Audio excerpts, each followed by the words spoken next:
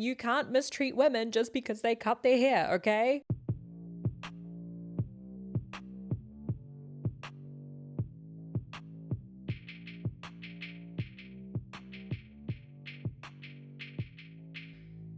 How's it going? And welcome back to another episode of Mood for Feud. I'm your host Katya, and today I am in the mood to talk about one of the most volatile A-list celebrity relationships. It had 12-year-old me shook, it had 20-year-old me shook, and now I'm nearing 30, and revisiting this timeline, I was like, yeah, I'm still shook. And I am of course talking about Miley Cyrus and Liam Hemsworth, who were in a on-again, off-again relationship for over a decade, which is truly wild. There's no other words for it. There were multiple breakups, 2 engagements, and 1 very iconic Bangerz era, and I'm really excited to talk about it. I remember when the movie The Last Song came out, which stars Liam and Miley in the lead roles. My god, what a movie. It had a complete chokehold on me when it first aired. I remember eating it up, and to be honest, I rewatched it this past week for this episode, and it holds up. It is still so damn cute. I was kicking my feet. I felt like I was 16 again. It was just such a good watch, and to be honest,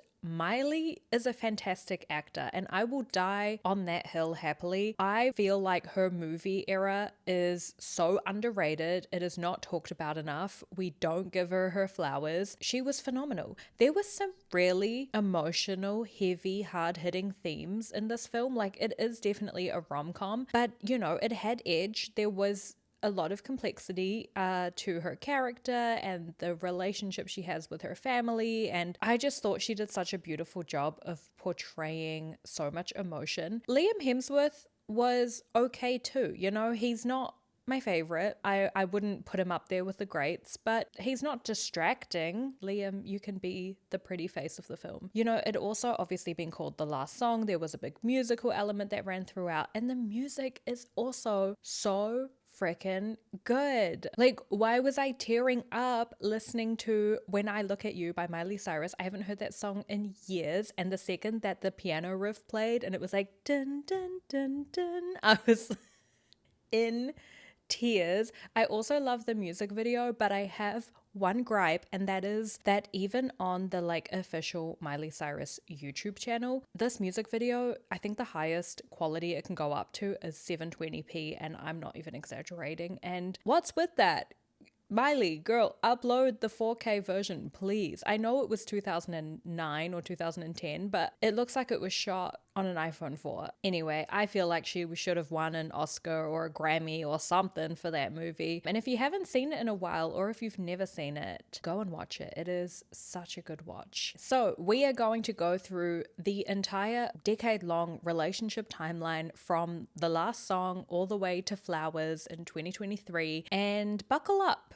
Buckle up, Buttercup, because we are in for an emotional roller coaster if I've ever seen one. I was trying to decide who has had a more tumultuous relationship out of these two, and Cardi B and Offset, and it's a close call. Remember, if you enjoy the show and would like to support it, then please do leave a rating. You can leave comments on Spotify, written reviews on Apple Podcast, and you can follow the show so you never miss an episode. I'm also on socials at Mood for Feud, and I'm always looking to chat pop culture, so send me a message there. Okay, we are going to sprint through these two's backgrounds and then get straight into the relationship timeline, because we've got 10 years worth of stuff to cover. I mean, shit, there's a lot to talk about. So starting off with Liam Hemsworth. Liam was born January 13th, 1990, and this makes him a Capricorn. He was born in Melbourne, Australia. His mom is an author. His dad worked as a social services counselor. And when Liam is 8, he and his family moved to Phillip Island, which is just off the coast. I think it's southeast of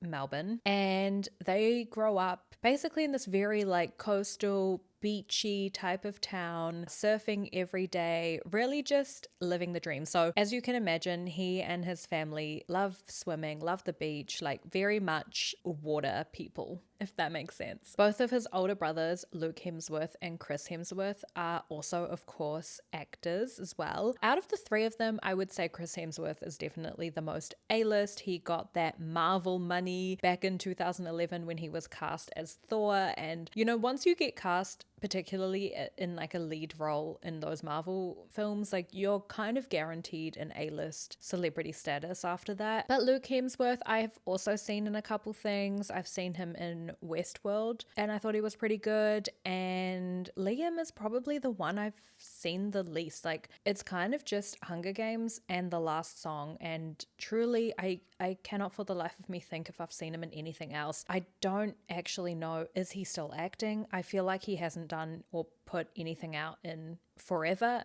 Nothing that's come across my desk anyway. Now Luke Hemsworth, who is the eldest, he was the first to break into the industry when he began acting on the Australian soap show Neighbours. And then when Chris Hemsworth was finishing school about 3 years later, he wasn't really sure what to do with himself. He didn't necessarily have a straightforward path, and so Luke was like, hey, why don't you give this acting thing a go, which is exactly what he did. And then, you know, skip forward another 5-6 years, Liam Hemsworth is finishing up school, and by this point he's got 2 brothers in the industry, and he thinks, hell yeah, why not give it a go? And so I almost feel like Luke really trailblazed this idea for the 3 of them to or become actors. Like it kind of sounds like he was the only one who was very consciously like, I want to be an actor, and the other 2 were just like, well, whatever he's doing looks fine enough, so I guess I'll get in on it. Which is kind of funny because out of the 3 of them, Liam and Chris got to be in franchise films, which is a pretty big deal, and I feel a bit bad that Luke didn't get his like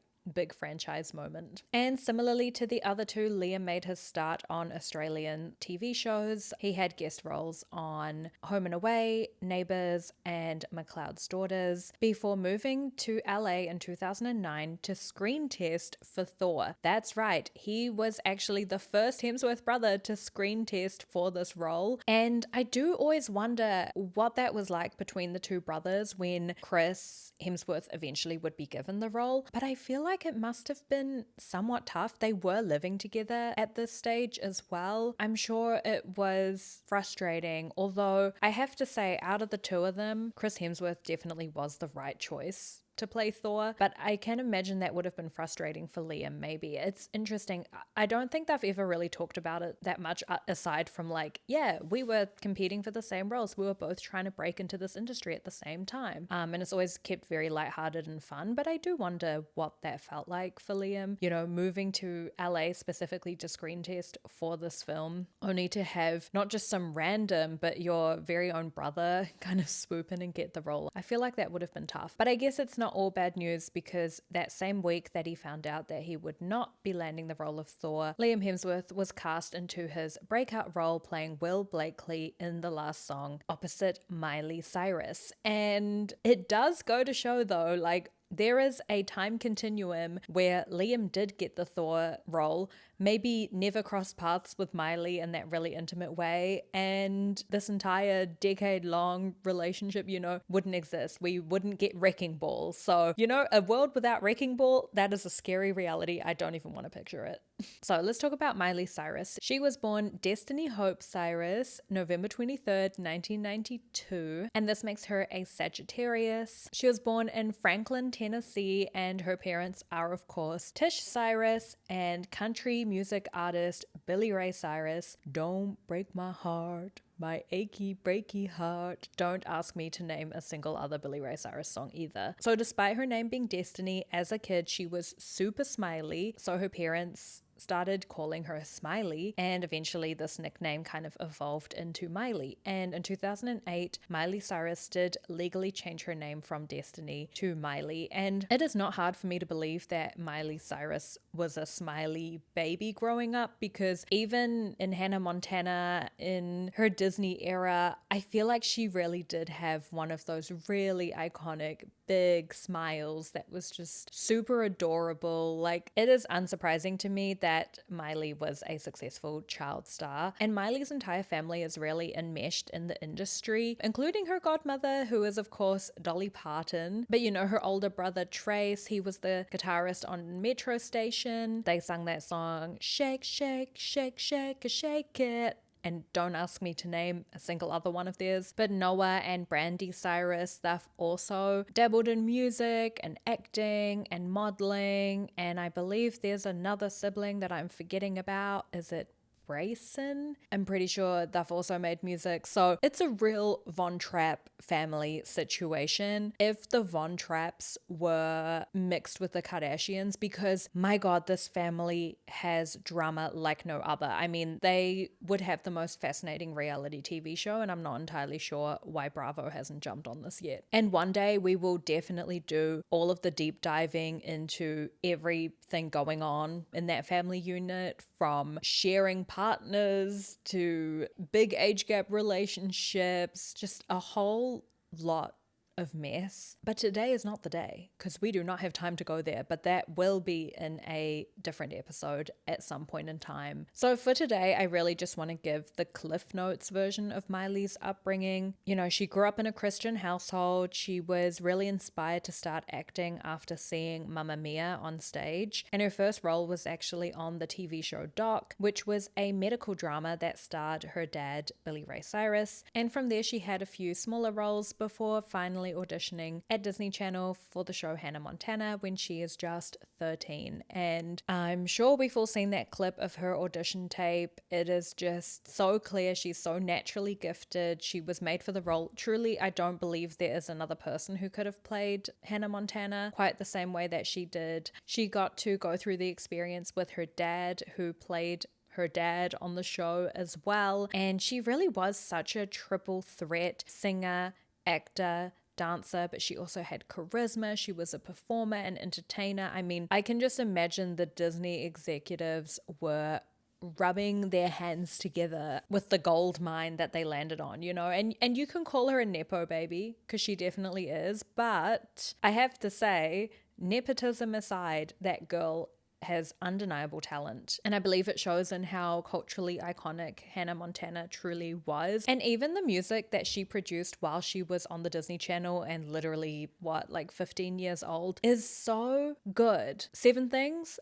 banger. I would jump around and dance to that right this second. And don't even get me started on The Climb, because I also re-listened to that for this podcast, and my God, why does it hit me more now than it did when I was 12? Like, I believe this song is for people in their 20s and 30s. It really just feels so relevant to this time in my life, you know, like there really is always going to be another mountain, and sometimes you just have to lose. And sometimes there's a mountain and then you climb it, and on the other side, instead of there being a downhill, there's just another mountain. And you might see a little downhill in the distance and get excited, but when you get up close to it, it is in fact just another mountain. I was getting emotional listening to this song, and it's so ridiculous because I'm pretty sure she's like 14 and 28-year-old me is sitting there holding back tears, because it's like, why is this speaking to my soul? It's probably a good sign and indicator for me that I really need to address my work-life balance. But aside from making great music, she was also a phenomenal actor, and I know Miley now has definitely pivoted from the acting and is more solely focusing on music. I do want to give a special mention to her movie era, because I believe it is way too underrated. We do not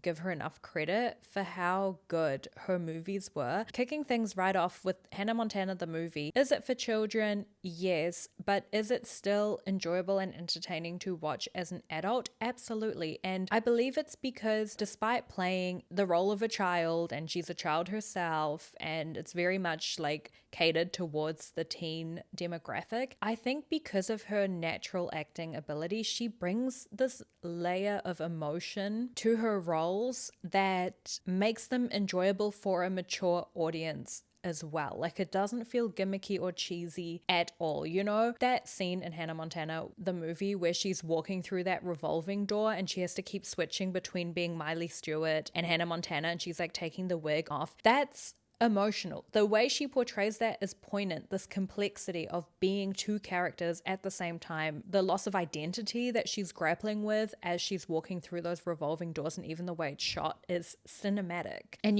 I'm sorry, no shade to the other Disney girls, but I don't go back and watch Wizards of Waverly Place the movie and think, oh my gosh, Selena Gomez's portrayal has so much emotion that me as an adult feels grounded and connected to that in the same way that I do watching Miley Cyrus. And beyond that as well, the last song, I've already touched on it. I believe that movie, despite again being targeted, as a rom-com towards the teen demographic again, there's complexity in there. There's grief, there's loss, there's really sad storylines. She pulls it off. But she also in 2012 did the movie LOL alongside Douglas Booth. And I'm gonna say it, she really brought so much depth and complexity to this character. And she does angsty teen so well. I mean, it is chef's kiss. If I think of her portrayal in the last song and also in LOL, like the black skinny jeans wearing Converse type of teen angsty character, she nails. So yeah, I do hope that one day she would return to acting. Truly,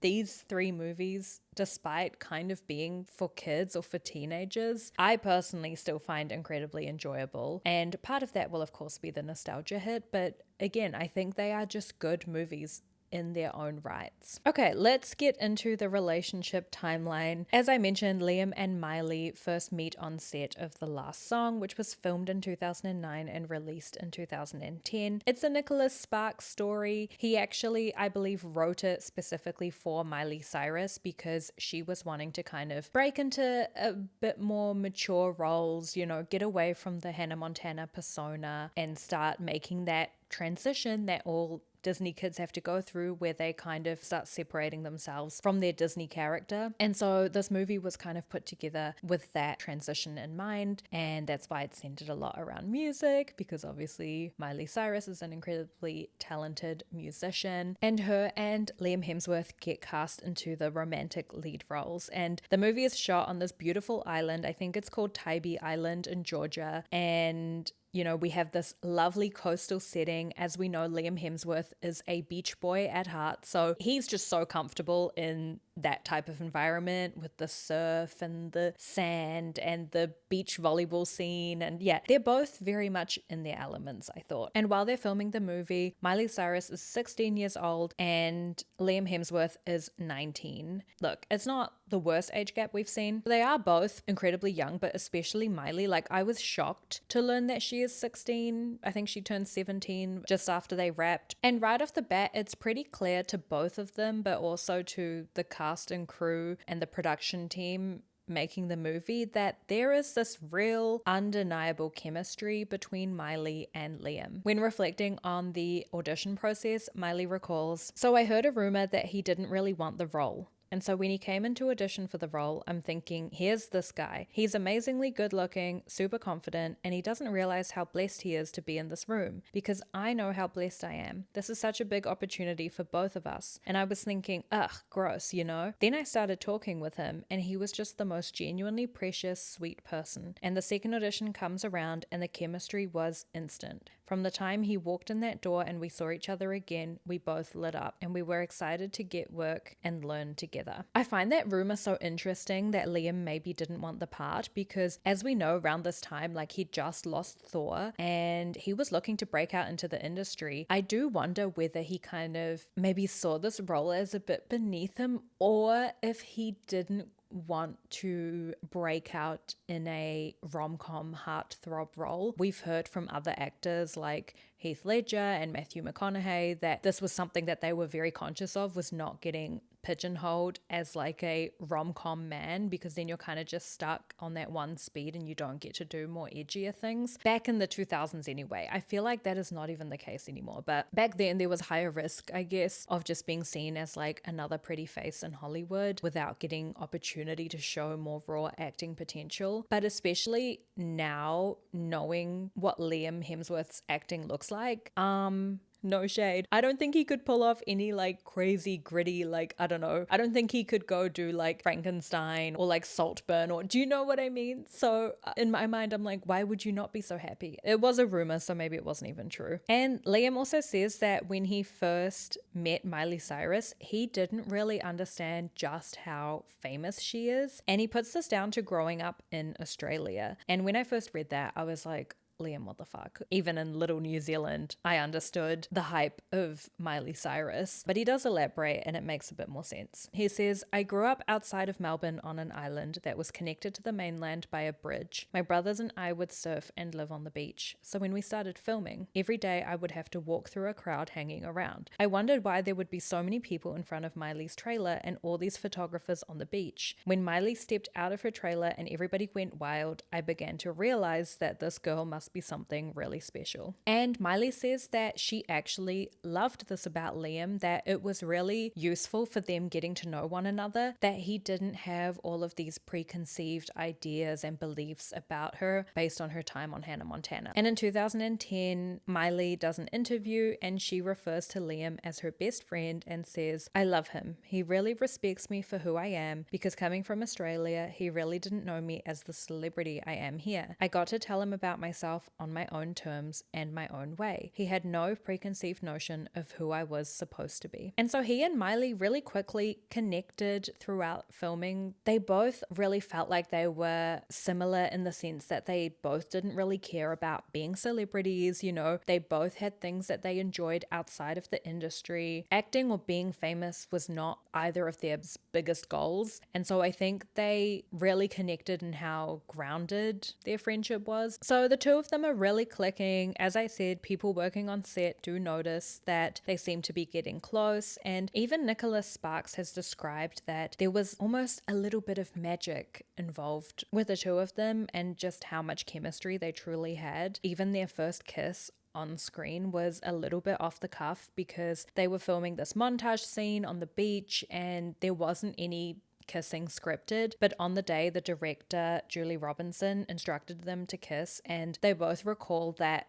because there was no build up to it, because they didn't, you know, have it scripted. It wasn't like, oh my God, tomorrow we film our first kiss. It was just in the moment and it happened and they were on this gorgeous beach. They both said it was really useful for, again, like breaking down the ice and everything feeling so natural. And when you watch the last song, you can see between their two characters, there is this ease between them with how comfortable they look with one another, you know? And Liam recalls, when you start, you want to be professional, but when you're filming those scenes with someone and pretending to love them, you're not human if you don't feel something. So as they're acting out all of this romantic stuff and hanging out in these really beautiful, gorgeous, romantic settings, sparks start to fly between them. And I kind of get it when he's like, you're kind of not human if you do all that and you truly feel nothing for the person that you're doing it with. So filming for the last song wraps and paparazzi snap photos of Liam and Miley saying goodbye to one another at the airport, and they are full on making out, which really ramps up the dating rumors between the two of them. And although Miley had been tweeting in the lead up that she was still single, she was also hanging out with Liam a lot. And then in March 2010 is when they make their red carpet debut at Elton John's AIDS Foundation's Oscars after party, and this is when they publicly confirm that they are in fact dating. And that same month, the last song premieres, so they obviously are doing a bunch of press and red carpets together. Miley even reveals that Liam let her brother borrow his suit because he didn't have one for the film premiere. It's just very clear, like Liam's already starting to sound like he's somewhat enmeshed into the Cyrus family if he's, you know, lending his suits and stuff. And they look pretty cute. Like, I'm not gonna lie, looking back through those red carpet photos, I was like, oh, they are a great looking couple. They definitely had so much chemistry, particularly in the early years. In April 2010, Miley says Liam is the first person that makes her want to be in a relationship, and Liam also reveals that things between them are getting serious. In June, however, there are breakup rumors, which at the time Miley was denying, saying that they were very much still happy in their relationship. And then around this time, she also tells MTV that Liam is one of her muses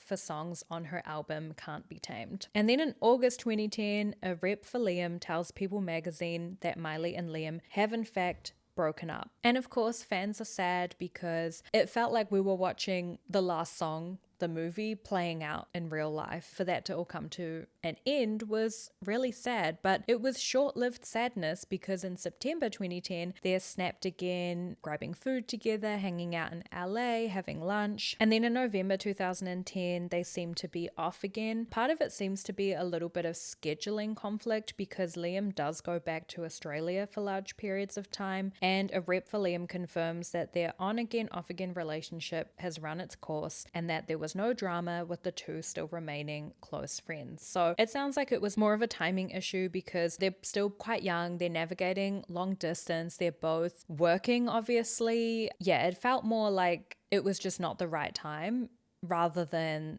they fell out of love, if that makes sense. And this kind of will they, won't they situation continues for another 2 years. In April 2011, they're kind of dating again, but taking it slow. They do a few red carpet appearances in 2011. Feb 2012, Liam says Miley makes him very happy. And then in March 2012, Miley attends the Hunger Games premiere, which was, of course, a huge role for Liam playing Gale Hawthorne. Is Gale a main character? No, but you know, it is a big franchise, and Hunger Games really was such a big moment in 2012. I feel like this definitely put Liam Hemsworth on the map. Now, around this time, they do also spark engagement rumors because Miley is seen wearing a ring on her ring finger, and she takes to Twitter to clarify that it is not an engagement ring, and she says it's literally topaz. She's like, you bitches thought this would be my engagement ring. June 2012, the two do confirm that Liam had in fact proposed to Miley on the 31st of May with a 3.5 carat diamond ring. And Miley is quoted as saying, "I'm so happy to be engaged and look forward to a life of happiness with Liam." And it seems like the Cyrus family really do love Liam, like really welcome him into the family, love spending time with him. Now, at this point in time, the two of them had really been through career defining moments, but both for completely different reasons. Like, as I mentioned, Liam had just got Hunger Games. It was a big culture defining moment. And in the meantime, Miley had been copping it in the press because she was still on that trajectory of trying to sever herself from the Disney squeaky clean Hannah Montana persona that she was known for. We know that this is a thing that happens, particularly to the Disney girl pop stars. They grow up in the Disney machine. We come to see them and know them as their Disney characters, and when they grow up and they want to do more mature content, they just get absolutely slandered for the most ridiculous things. This is exactly what happened to Miley, and the press around this time was just insanity. I remember when she performed Party in the USA at the Teen Choice Awards, and the media slammed her for dancing on a stripper pole, which ended up just being a pole on top of an ice cream cart, because in the choreography she like jumps onto this ice cream cart and the dancers wheel the cart around while she's standing on top of it, and so of course they attached a pole for her to hold on to for safety. And is she dancing next to this pole whilst holding it? Yeah, because she's mid-performance, so she meant to just ignore the thing and just stand there like stock still. Like, it was so ridiculous. But the media were literally accusing her of like being a minor on a stripper pole, influencing kids to become strippers. It was just so insane. And then we also had the Can't Be Tamed music video, which was her, you know, dressed up as a bird, dancing in a cage. And sure, the choreography is definitely more mature than anything she would have done for Hannah Montana, but it wasn't anything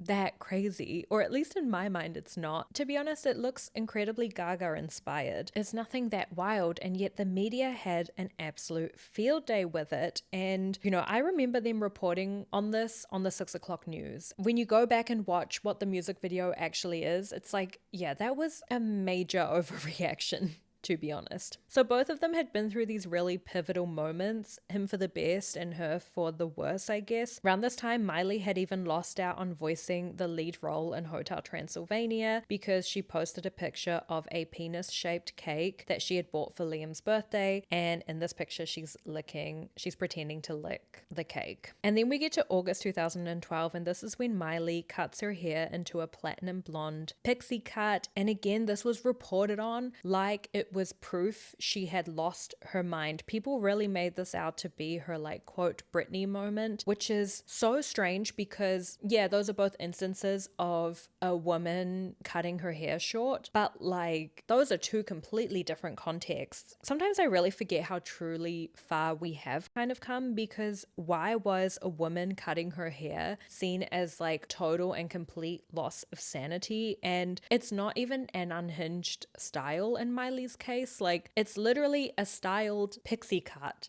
It's such a normal haircut, and yet people were like, she's officially lost the plot, she's stripping in front of kids, and now she has chopped off her hair. What the fuck? And honestly, to me, I feel like there's two reasons for her wanting to try out a shorter hairstyle. Number one is to, of course, once again, further distance herself from that Disney image that she had built. But number two, you know, Miley has talked about being gender fluid or not really identifying with the gender binary in general, and I feel like cutting your hair short is a pretty fun and simple way to try to push the boundaries of gender norms and heteronormative performativity. And I don't know, it just made so much sense to me why she might have wanted to cut her hair at that particular point in time in her life and try something new and fun. And this attitude would kind of continue towards Miley as we enter 2013, which is when we hit the Bangerz era. And to be honest, this deserves its own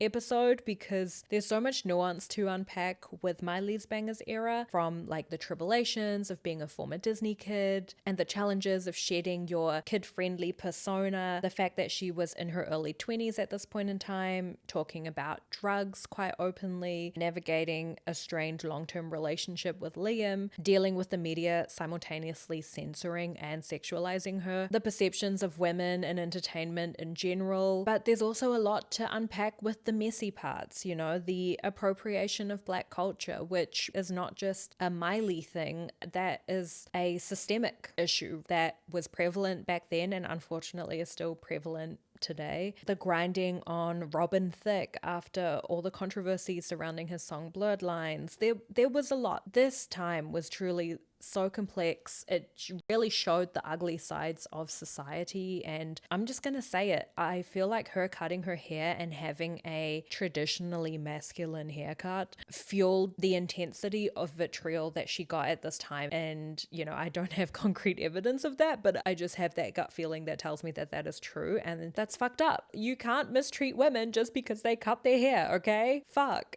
I could talk about this for its own episode. Now, Miley's Bangerz album would be released in September 2013, but earlier that year, while she was working on this album, her and Liam had definitely started looking rocky again. And just one more thing on the hair, but reports around this time was like, yeah, Miley cut her hair and now Liam doesn't like her anymore. Which, if that is true, is insanity. I mean, that's what people were putting it down to. It was like, well, what did she expect after getting that god-awful haircut? He was meant to keep loving her. If you're engaged to someone, if you're ready to love someone unconditionally, you kind of have to love them through all their haircuts. So Feb 2013, Perez Hilton makes claims that Miley is cheating on Liam with Ed Westwick, which Miley does deny on Twitter, saying, "I've never been with Ed W in my life. I was at the studio last night." March 2013, she's seen without her engagement ring, so again, people think this is proof that they are rocky. Miley clarifies on Twitter saying, "I am so sick of LA and sick of the lies that come with it. I didn't call off my wedding, taking a break from social media,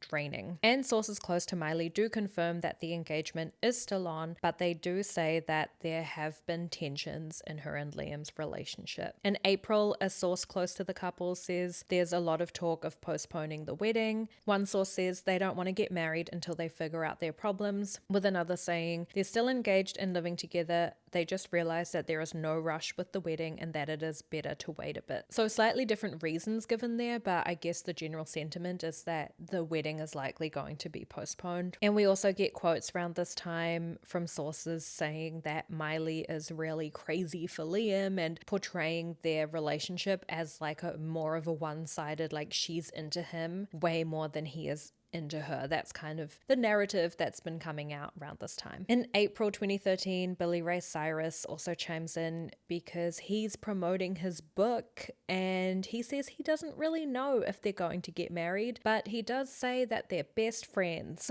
In the book, you know and think and believe that she's going to get married to Liam. I know as I was writing the book, I wanted to keep that particular moment as open-ended as possible. I didn't know the answer.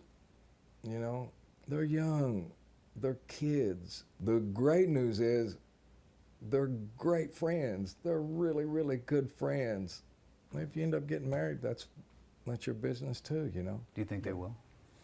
I don't know. In June 2013, they are pictured going to the movies together, and this is the first time in a really long time that Liam and Miley have been out in public together. In August, they make a red carpet appearance, and then in September, people notice that they have unfollowed each other on socials, and the couple confirms a few days after that they have split. I feel like we do also maybe need to just take 5 minutes to talk about Liam Hemsworth and Jennifer Lawrence here, who of course was starring on The Hunger Games with him throughout this entire time, because there have been a lot of rumors in the past and, you know, every now and then that Liam and Jennifer Lawrence potentially hooked up whilst filming The Hunger Games. You know, these rumors are pretty baseless, I would say. It kind of all started off because while they were doing the press tour promoting the movies, people just noticed that Liam and Jennifer Lawrence seemed a little bit flirty or had a lot of like flirty banter. And for what it's worth, years later in 2015, Jennifer Lawrence was on Watch What Happens Live with Andy Cohen, and she does say that her and Liam have made out off screen because he's really hot, you know? She's like, what do you think? Of course we have. He's smoking hot. It has recently been rumored that you and Liam Hemsworth had some PDA at the Waverly Inn. Have you two ever kissed when the cameras weren't rolling? Liam and I grew up together. Liam's real hot. I agree. What would you have done? Yes, I would say yes. Yeah. Very good, very good. I mean, I pick Gail over PETA any day. I did. Yes, okay. At one point.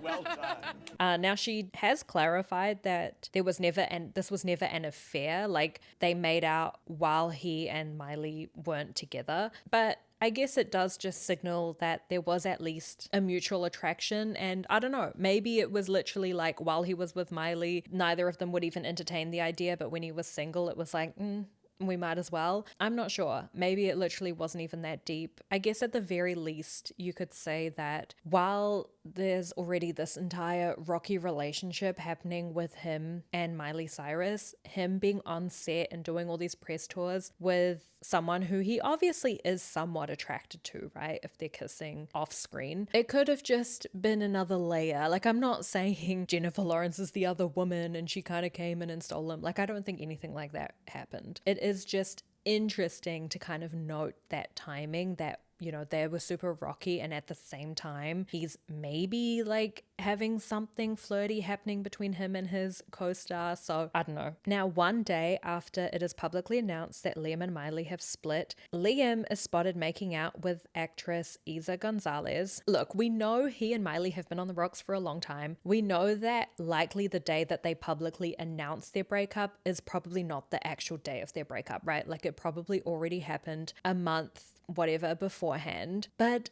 I still have to say the timing is a bit shady. He knew how that was going to be perceived. And a couple weeks later, Miley gives a really emotional performance of Wrecking Ball at the iHeartRadio Music Festival. And this is when we get to September 30. So they've only been broken up for a couple of weeks when her album Bangerz drops. The whole album does seem to take you through a relationship of sorts. The start of the album, there's love songs like Adore You and My Darling. We then get a few breakup tracks like Wrecking Ball, Drive, and FU. And then later in the album, there's more songs about kind of finding your own stride or being happy with being yourself or being happy being single. We get tracks like Do My Thing and On My Own. So it is interesting interesting, like this album comes out just after they publicly announce their breakup, but it feels like the entire past year or whatever that she was writing this, things have definitely not been great between them based on the trajectory of the album. And I think Wrecking Ball definitely was the song that people really saw as like being about her and Liam's relationship specifically. And we get lines like, "Don't you ever say, I just walked away, I will always want you. And all I wanted was to break your walls. All you ever did was break me." And Miley says she actually didn't intend to write bangers about her experiences with Liam. She was just writing music about relationships in general. And it wasn't until the album was complete and she had the physical copy of it and was listening back to it that she was like, oh,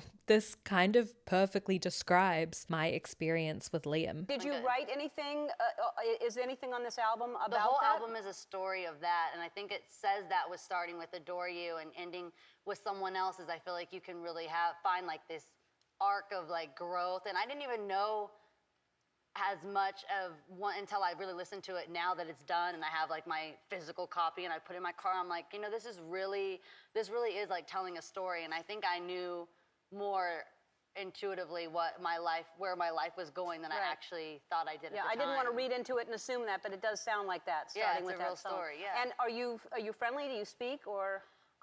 For me, I haven't really gotten to see anyone right now because I've been like so crazy busy. I'm just letting that chapter kind of close and then just looking forward to that new one. So I want to be really clear and determined with everything I'm doing in my life right now, and I have been. And I keep saying I'm the happiest I've ever been, and that's not even a dig. That's just me because I really am genuinely happy. Finally with myself, which I think sometimes it takes you separating yourself from someone else to really be happy with who you are. I've never been able just to be alone, and I'm obsessed with being alone. So I think because it was unintentional, this is why she was maybe initially so shocked when people really took Wrecking Ball and ran with it and really saw it as this like tell all about her relationship with Liam. And I will say Wrecking Ball, you know, it was a group writing effort. Like it's not a track that she necessarily wrote all by herself. There would have been lots of people pitching in the room, but I do at the same time think it does fit in with her relationship with Liam. And I remember reading so many analyses on Tumblr, particularly about that damn music video. And, you know, if you recall, I mean, how could you not recall the music video for Wrecking Ball? But if you need the refresher, it's Miley Cyrus. She's swinging around on a wrecking ball. She is butt naked except for cherry docks, which is such an iconic shoe of the time. And so she's swinging around on this wrecking ball. She's licking a sledgehammer. As you can imagine, the media was absolutely outraged over this. I mean, if they thought Can't Be Tamed was bad, I think they just about combusted watching this music video. And meanwhile, over on Tumblr, people were really overanalyzing the shit out of this. I mean, I remember reading posts that were like, the sledgehammer represents Liam, the wrecking ball represents the relationship, Miley is naked because it symbolizes she was vulnerable in front of him, it's an ode to her being defenseless. Bitches were analyzing Wrecking Ball like their year 12 English grade depended on it. And if you grew up on Tumblr, you knew this was par for the course. Like, we analyzed everything, okay? And of course, there's also a lot of shots of Miley where she's kind of crying straight into the camera, and so people were very quickly like, oh yeah, she was crying during the music video. That was unscripted because she was actually just thinking about Liam, which none of that ended up actually being true, because in 2020, Miley did clarify in one of her COVID live streams that she was actually crying about the death of her dog. She says, when I did Wrecking Ball, everyone thought I was crying over my breakup, but I was actually crying over my dog who had just died. And the whole time I was shooting the video, there was a photo of my dog right underneath the camera. I couldn't relate to the song that day, but it doesn't matter. I gotta find it. What's something that really makes me feel like broken pieces? And it was losing my dog. So although their relationship inspired the music, and you know, in 2024, when Miley was reflecting back on this time, she was asked what inspired Wrecking Ball, and she said, my man wasn't acting right. But I do think it was definitely blown out of proportion. Like, people pretended like she made this music video and every single detail was a direct link back to Liam, and that is simply just not true. I guess a couple of my thoughts on Wrecking Ball with the power of hindsight over a decade later. Number one, people, the media, society, whatever, definitely overreacted to this music video. And you know, the nudity is maybe a little bit shocking, but it's also like not that crazy to me. I don't know, like to me it's really done in an artistic way, and like all of her privates are covered anyway. And I definitely also don't believe that this music video was some big like Easter egg filled metaphor telling us about Liam. And to be honest, I truly think this was just her further trying to push the needle to break out of this perception that people had of her, to really stamp out the last bits of people who still thought that she was Hannah Montana or who still viewed her in this way. And I also think she was just trying to show a different speed here. Like, I think she was trying to be shocking. She was trying to be edgy, different. She was in her early 20s. I don't know. In October 2013, Miley is asked about her breakup with Liam by Cosmopolitan, and she says, "I need to treat my music like a relationship. Give it my time and all the attention it deserves.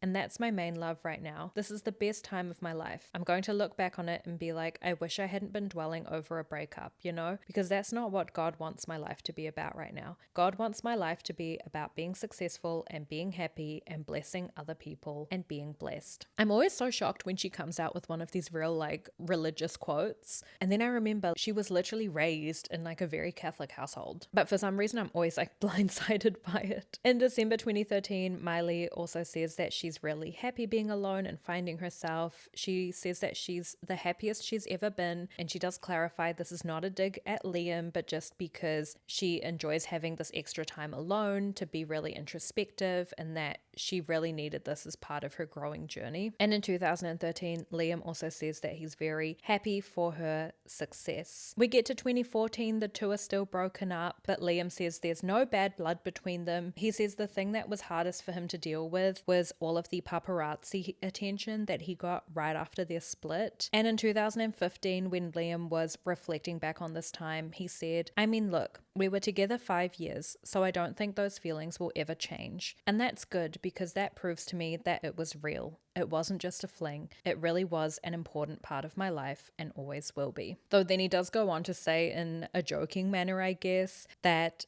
some people come with a little bit more baggage. And to be honest, after this quite dramatic, you know, broken engagement, split, neither Liam nor Miley would publicly shade the other person. I do really think that speaks to both of their characters. Like, they both really kept things super mature when it came to the two of them. And sources close to Miley say, despite them constantly fighting before the split, Miley always said Liam is the love of her life. So it kind of seems like the door between them is maybe not all the way closed. They both do date other people in the meantime. Miley has a brief relationship with Patrick Schwarzenegger. I believe around this time is also when she comes out as pansexual and has a brief relationship with Stella Maxwell. Liam is maybe doing some off-screen kissing with Jennifer Lawrence. And this is when we get to 2016, which is when it's time for round 2 between Miley and Liam, because just after New Year's Eve, they are spotted kissing at a festival in Australia. Miley is hanging out with Liam's friends and family. She's spending a lot of time in Australia, and suddenly the engagement ring is back on her finger. And sources close to the couple do say that they are engaged again and excited to be back together. And Miley posts a picture of the wedding ring on her Instagram. Coincidentally, or maybe not, by 2016, Liam has also wrapped up with Hunger Games. We don't need to be worrying about all that off-screen kissing. She addresses the engagement in another Ellen interview, and it's really interesting because she's kind of wearing a similar outfit to the one that she wore when she was on Ellen talking about their breakup. So it feels like a really full circle moment. She's got like the dark navy dungarees on and like a white bralette top underneath. But she does say that, you know, yes, that is the same engagement ring, and she kind of downplays it a little bit, or maybe it's just because she doesn't want to feel that pressure for them to be getting married right away. She kind of just says that they're taking their time. It's just a ring. It's just something she likes to wear, but she likes to wear lots of jewelry. So she's not saying like we're engaged and we're getting married tomorrow type of thing. I think that's something that people like should understand is I think young people in general, what we wear and what like a relationship and a commitment means is very different to what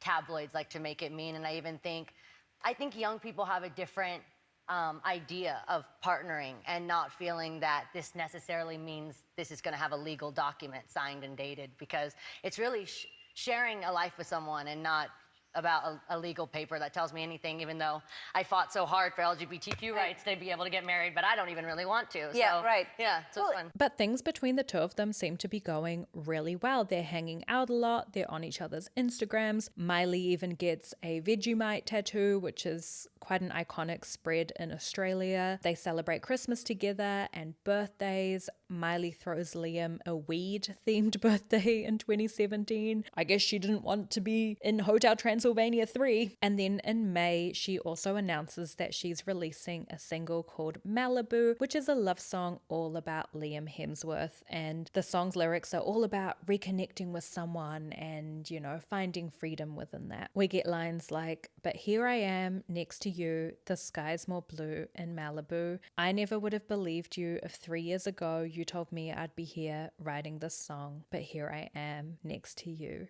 And in an interview, Miley says they're not rushing to get married. She doesn't even know if she necessarily wants to be married, but she's just enjoying being back together with Liam. She says, 3 years ago, if you'd asked me if I'd be here this happy with this man, I'd have been stunned. I'm just writing this out. In some relationships, you lose yourself by being with someone else. Actually, it made me find myself more. I have no idea what the next 3 years will bring, but if it's possible to get even happier, I'll take it. And she does also reveal that her and Liam had actually remained friends the entire time that they were broken up and had kind of been in contact that whole time. In another interview, she says, I think people that break up and get back together, that's awesome. You get time to be yourself. You get time to grow up. I think if you're growing up attached to another person, you never really get solid as your own being. And I do truly see this for both of them, especially because even when the breakup was so fresh in the public, at least, she was saying, you know, I'm enjoying being introspective. I'm enjoying being alone. She comes out as pansexual during that time. Like, I think she had a lot of like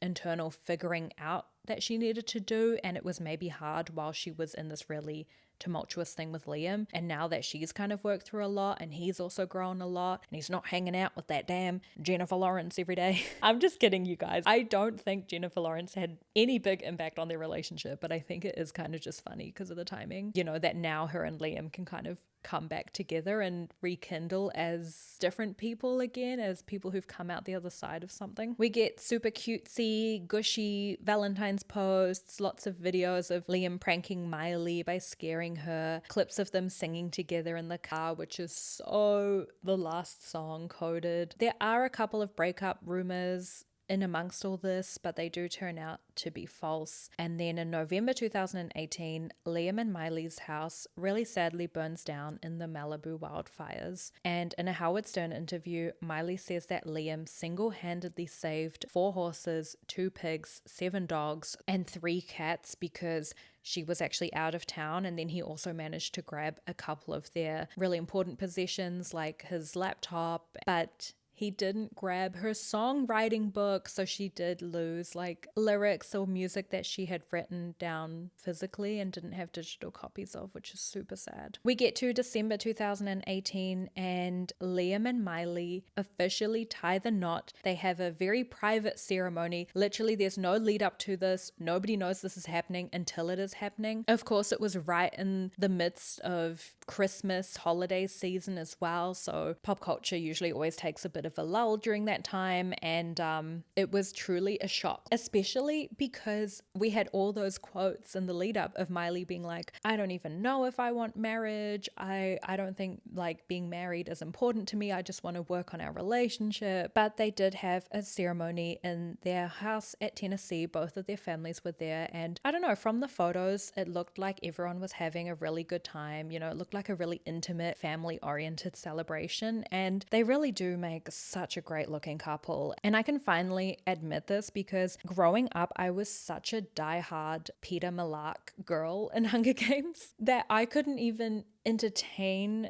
the idea of Gale or Liam being attractive. Like truly I was like, no, like my body just rejected him because it's like, that is Gale, that is the enemy, like whatever. But you know what? Right here, right now, I can finally admit he's a great looking guy, and him and Miley definitely looked amazing together. Also, her hair's long again, which we know is super important to their relationship. Around this time, Liam does an interview and he says he wants to have 20 kids with Miley one day. Okay, Nick Cannon. But this is unfortunately where we get to break up round 2 or round 3, I guess, because in August 2019, Miley is once again seen without a ring on, and her reps release a statement saying Liam and Miley have agreed to separate at this time. Ever evolving, changing as partners and individuals, they have decided this is what's best while they both focus on themselves and careers. They still remain dedicated parents to all of their animals they share while lovingly taking this time apart. Please respect their process and privacy. Now, remember last time they called off their engagement and the very next day Liam was tongue and throat deep with Isa Gonzalez? Well, this time it is Miley's turn, because the very next day we get photos of Miley. She's on holiday with Caitlyn Carter, who had recently split from her ex Brody Jenner. We get pictures of Miley and Caitlyn full on making out while they are on their holiday. And this is when Liam makes a post on Instagram saying, "Hi all, it sounds like a company-wide email. Hi all, just a quick note to say that Miley and I have recently separated and I wish her nothing but health and happiness going forward. This is a private matter and I have not made, nor will I be making, any comments to any journalists or media outlets. Any reported quotes attributed to me are false. Peace and love." And we also start getting some alleged information from a bunch of different sources close to the couple to try and explain like where this breakup might have come from. Some of these sources are saying the breakup is likely to be temporary, that Miley ended things with Liam but that she still really much misses him. Another source says that Miley was getting really fed up with Liam's partying, saying everyone always thinks Miley is problematic and immature and a hardcore partier while he's this chill surfer dude, but that's actually not accurate. Liam parties with his friends and Miley thinks he should have grown out of that by now, which is pretty interesting because in the mid 2010s, Liam gives an interview where he's talking about being single and what's that like, and he talks about how he doesn't really go clubbing or he doesn't really go partying, and so it's quite hard for him to meet people because that's usually where people would find people to date, if that makes sense. I wonder if he was maybe like a bit of a late bloomer to the partying scene. Meanwhile, Miley has been partying since she was 12 years old and is probably growing out of that phase, and if he's just entering it, that would definitely cause some tensions between them. Through her music, Miley has also hinted at the fact that Liam's partying era might have been closer to a drug or substance addiction. And again, this is all purely alleged, just based on hints that she's kind of put into lyrics of her music. Kind of ties in with the quote from that source that Miley was always seen as this party girl, but actually Liam might have been the one who was struggling a bit more in that department. In August 2019, the same month that they break up their marriage, Miley releases the song Slide Away, and in this we get the lyrics, "I want my house in the hills, don't want the whiskey and pills. I don't give up easily, but I don't think I'm down. So won't you slide away back to the ocean? I'll go back to the city lights. So won't you slide away?" I feel like that's clearly about Liam. Back to the ocean. He's, grown up in this coastal town. She'll go back to the city lights of Hollywood and LA. The mention to, don't want the whiskey and pills. She also ends the song saying, "I'm not who I used to be. You say that everything changed. You're right, we're grown now." And in 2020, Miley's song Midnight Sky from her album Plastic Hearts also has a bridge that says, "Oh, I don't hide blurry eyes like you." So again, another potential reference to Liam maybe being a bit drunk, blurry-eyed. I know it's not much. It's not like she's gone in here like, "You're an addict," and blah, blah. Reading between the lines and coupled with the other allegations coming out, I wouldn't say it's too far-fetched to think that he was maybe potentially struggling with addiction, which, is obviously super sad and would have been really hard on the both of them, to be honest. And also around the time, 2019, 2020, is when Miley was starting to enter her sober lifestyle. She'd already given up smoking weed, I think in 2017. It really feels like she was moving towards more of a sober lifestyle, and that would have definitely clashed if at the same same time, Liam is,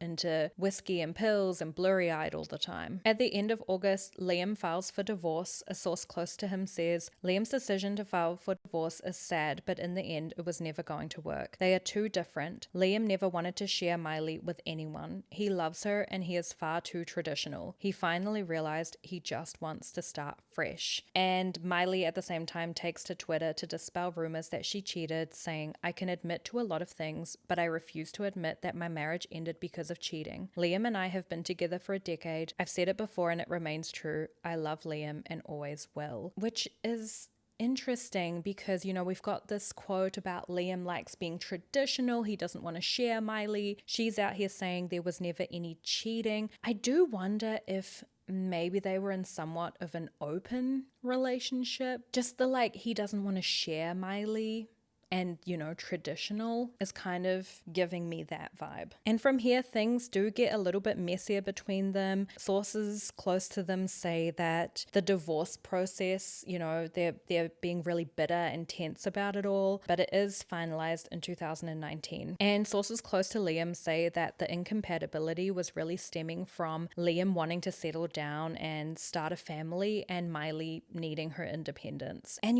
we do have quotes from Miley shortly after their marriage. She did a bunch of interviews and, took to Twitter as well to kind of voice that she's not a wife, or she doesn't even like the term wife. She's not in an apron at home cooking. And I don't know, just really grappling, I think, a little bit with the heteronormativity of being married to a man, maybe as a queer person. I'm not sure. I do a little bit get the vibes that Liam was maybe pushing for the marriage a little bit more than she was. And, maybe she really just went through with it because of him or to keep him, or maybe they were having issues. I don't know. I really don't get the vibe that the two of them wanted to get married the same amount. Coupled together with the quotes about Liam being too traditional for Miley, I am thinking that he really wanted the home, the wife, the wedding, the 20 kids. Meanwhile, she was like, we can be married because I love you, and if this is important to you, I'll do it.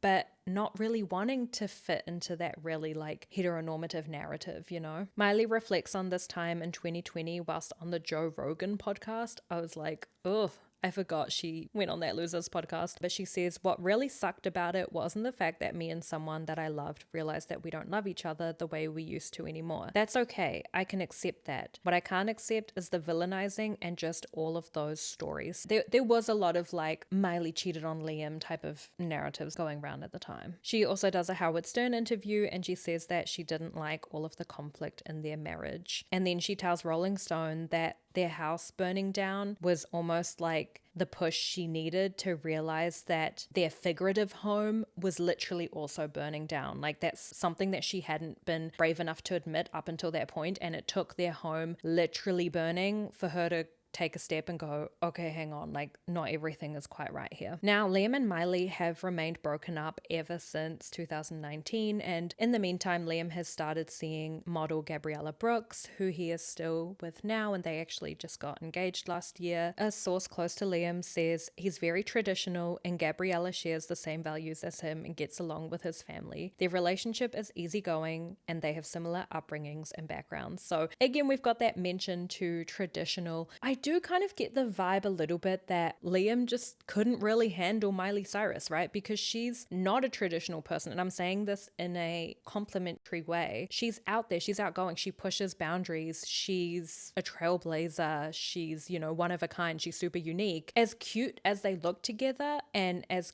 cutesy as all their relationship videos were, they did always strike me a little bit odd as a couple because Liam Hemsworth to me is just so rice.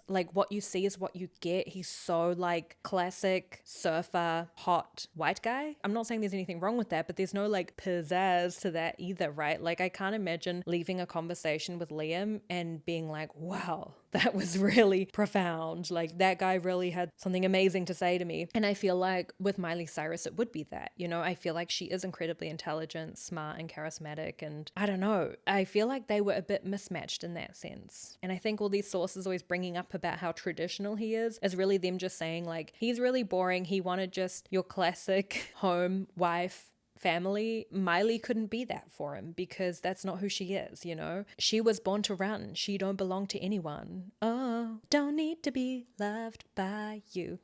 Anyway, Miley has also since moved on and also got engaged last year to drummer Max Morando, who she met on a blind date in 2021. So it really seems, despite the like decade-long on again, off again, that both of them have kind of found partners who are more their speed, match their speed. They're both happily engaged and seem to be doing well, which is amazing. But our story isn't quite over yet because we still have to talk about Flowers, which is a song that Miley released in 2023 and it actually dropped on Liam's birthday, January 13th. It's giving Taylor Swift. We do get lyrics that kind of are seemingly about her and Liam Hemsworth, which is a bit surprising, right? Because this is, 3 years after they broke up. They're both happily engaged to other people. Yeah, we get the lines, "We were good, we were gold, kind of dream that can't be sold. We were right till we weren't, built a home and watched it burn." Metaphorical, but also their home literally did burn in the fires. And then we get the line, "I didn't want to leave you, I didn't want to fight, started to cry, but then remembered I can buy myself flowers, write my name in the sand, talk to myself for hours, say things you don't understand." And it does sample the Bruno Mars song, "I could have bought you flowers," which I don't know. I've literally never seen hardcore proof of this, but apparently this is like a song that Liam like dedicated to Miley one time or something. I don't know. There's history between the two of them and the Bruno Mars song. So then her sampling the song and referencing, you know, the home that burnt down, like everyone was like, oh, not us getting more Liam content in the big year of 2023. Now here's where things get a little bit insane because remember in 2014 when Wrecking Ball dropped and the Tumblr girls were dissecting the music video like their life depended on it? We get a very, very similar thing start to happen with the Flowers music video as well. And there are so many crazy theories and stories, and a lot of them get presented online as hard truths. One of the more insane ones is like, oh, the house that Flowers, the music video, is filmed in is the same house that Liam would take over 14 different women to while he was cheating on Miley. First of all, that number 14 is so specific. What, he rented this extra house for his cheating affairs, even though due to their schedules, he and Miley were often not in the same city together? Like, I don't know, none of that really makes sense, but that one really took legs on TikTok particularly, and people just ran with it. People also said that the gold dress that Miley wears in the music video is referencing the gold dress that Jennifer Lawrence wore in 2012 to the Hunger Games premiere. As much as I love this for the drama, like the salacious person in me would love, you know, this really like gritty, oh, there was like a love affair happening on Hunger Games and years later Miley gets her revenge with the song Flowers, but I just don't think it's true for a multitude of reasons. I mean, Jennifer Lawrence has said her and Liam never had an affair. Also, this is coming out so many years later. Like, maybe if this song dropped in like 2019, I would be willing to go there. But in 2023, while Miley is like in this long-term relationship with another person, I just don't see her bringing up and fully shading a girl that her ex-boyfriend kissed years ago. I don't know. It just doesn't really make sense to me. Also, the gold dress just looks nothing like Jennifer Lawrence's gold dress, if I'm being honest. Like, if it was a reference, you know, she really didn't do a good job of it. And truly, I believe the only reason she's in that gold dress at the start of the song is because the opening line is, "We were good, we were gold." That's all I think there is to it. I don't think it was this big calculated thing. And I just remember getting absolute war flashbacks to being 16 and having Tumblr tell me that the sledgehammer in Wrecking Ball represents Liam. And now they're like, and this gold dress, which looks nothing like Jennifer Lawrence's gold dress, is Miley hinting at the fact that Jennifer Lawrence was a little homewrecker.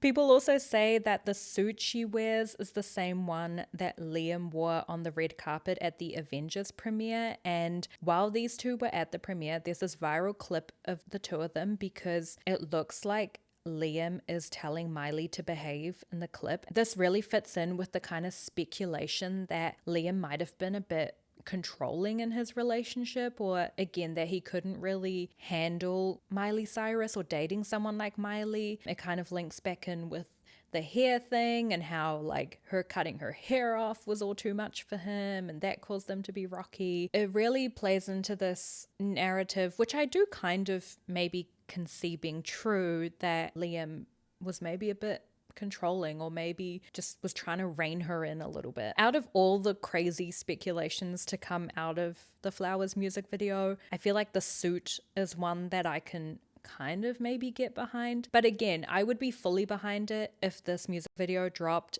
in 2019 right after that Avengers premiere. But like, is Miley Cyrus in 2023 really anticipating her fans to remember the exact suit he was wearing? I don't know. It's all coming a little bit too late. Do you know what I mean? If this was all happening in 2019, even in 2020, I would be right there with you guys. I would be front row screaming "Burn the Witch" at Jennifer Lawrence, saying that the gold dress is a reference to her. But in 2023, I just can't get behind it. I don't know. What do you guys think? Now, in March 2023, the album that had Flowers on it, which is called Endless Summer Vacation, is released, and people again speculate whether the track Muddy Feet is Miley confirming that Liam cheated on her. We get the lines, "And you smell like perfume that I didn't purchase. Now I know why you've been closing the curtains. Get the fuck out of my house." And of course, this would really heavily backtrack on all the big Twitter posts she was making when they broke up about there was no cheating, there was no infidelity, these are really harmful stories. And it would really backtrack on a lot of the quotes she was making in 2020 about being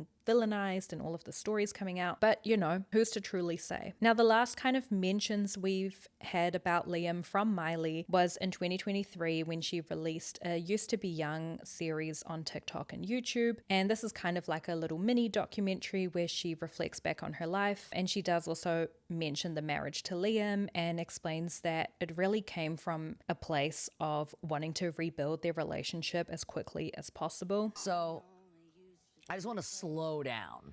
I have to slow down because this is like actually serious. So Glastonbury was in June, which was when the decision had been made that me and Liam's commitment to being married just really came from, of course, a place of love first, because we've been together for 10 years, but also from a place of trauma and just trying to rebuild as quickly as we could. The day of the show was the day that I had decided that it was no longer going to work in my life to be in that relationship. So that was another moment where the work, the performance, the character came first. And I guess that's why it's now so important to me for that to not be the case, that the human comes first. And then she also reflects on the last song and says, "I think one of the elements that made that movie feel so special was it was watching two very young people fall in love with each other, which was happening in real time and real life. So the chemistry was undeniable, and that was the beginning of a long 10-year relationship." I kind of think that is a really cute button to this whole 10-year whirlwind. And I guess my only final thoughts are that revisiting this really made me realize how much Miley Cyrus was put through the ringer in the press, and how in hindsight a lot of what she did was actually not even that crazy. Like, especially her haircut. I mean, it is a styled pixie cut. It's not manic. It's not anything. My other thoughts are kind of, I guess, around Liam. The two general narratives that I kind of maybe believe the most is, one, that there was maybe incompatibility with what they were both seeking in a life partner, because I do kind of see how Liam maybe is more of like a traditional type of boring person. No shade, everyone's entitled to do what they want. You know, he just gives me those really like boring vibes. Miley to me is more of like a firecracker, right? And I do kind of see how that would have caused tension. I think it was really telling that the marriage between the two of them was maybe not coming from the best place. She says in 2023, looking back, that was them trying to just rebuild things as quickly as possible. But, you know, when we look at her quotes around that time, it really doesn't sound like she wanted to be married. The other narrative that I kind of buy into is that maybe Liam did have addiction problems. Obviously, this is a really big thing to speculate on, so it's all entirely alleged and just really based off a couple of hints that Miley has been giving us. But I could see that also causing a big rift, especially because around that time Miley is going on her sobriety journey. But I will also say that they were definitely despite their incompatibilities, a compelling couple to watch. They look insanely gorgeous together. They would have made some beautiful 20 children if things worked out. And of course, let me know what all your thoughts are and if you remember like those key points as they were happening in real time and what were your thoughts at the time and have they changed since then. But that is all I have for this week's episode. Don't forget to rate and review the podcast if you enjoy the show, and please feel free to leave a written review or comment. I love my words of affirmation, and you can connect with me on socials at Mood for Feud. I hope everyone is crushing their goals this week, and of course, keeping out of trouble. Don't get into any feuds, and I will talk to you all next week. Bye!